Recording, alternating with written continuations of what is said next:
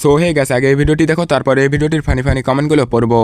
তোমরা আমাকে অনেকেই বলেছো বাড়িতে উল্টোপাল্টা রান্না করে দিই, তার জন্যই সুমির শরীরটা খারাপ হয়েছে। কিন্তু তেমনটা কিছুই না, ডাক্তার ওকে বলেছে বাইরের জলখাবার থেকে শরীরটা খারাপ করেছে। আর সে যাই হোক, সব কাজ ফেলে রেখে আমি ঘুম থেকে উঠেই স্নান সেরে পুজোটা দিয়ে নিই, কারণ সারা দিন আমার সুমির কাছেই থাকতে হয়। অন্য কাজ বাদ দিয়ে ওকে টাইম মতো খাবার দিতেই হবে। এখন ও কোনো মশলাই খেতে পারবে না, তাই অল্প তেল দিয়ে ওর জন্য রান্না করলাম। এখন ওকে 3 বারই গরম খাবার খেতে হবে। নার্সিংহোমের শরীরটা ওর অনেকই খারাপ ছিল, তাই ডাক্তারবাবু ছুটিয়ে দিতে চাচ্ছিল না। অনেক বলে কয়ে 2 দিনের ছুটি নিয়ে বাড়িতে আনলাম, কারণ নার্সিংহোমের খাবারে ওর মেডিসিনের গন্ধ পেত। একদম সুমি ওখানে খেতেই পারতো না। এই মুহূর্তে ডাক্তার ওকে বলেছে আলাদা বাসনেই খেতে হবে, আর সব সময় ওকে ঘরে থাকতে হবে, ঠিক নার্সিংহোমের মতো। ডাক্তার ওকে এটাও বলেছে ভয়ের কোনো কারণে গ্যাসের একটু সমস্যা ধরা পড়েছে, সব ঠিক হয়ে যাবে। तो चलिए शुरू करते हैं। অসুস্থ থাকবে না তো কি হবে, এত হানিমুনে যায় কেন? একটু কম হানিমুনে যাইতে বলবেন কাকিমা। আমি বলুম না, আমার শরম করে। কেন কাকিমা, তোমাদের ঘরে তো একটা হৃদয় ভেড়া আছে, তাকে দিয়ে কাজ করাও।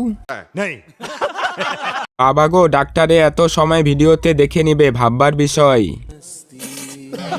এত বড় মেয়ে এত কিছু পারে, আর নিজের মেডিসিন নিজেই খেতে পারে না, অন্য কাউকে দায়িত্ব দেওয়ার কি আছে? ওর বন্ধুরা এখন কোথায়? অসুস্থ হয়েছে কিন্তু কোনো বন্ধু বান্ধবীর খবর নাই দেখতে আসার।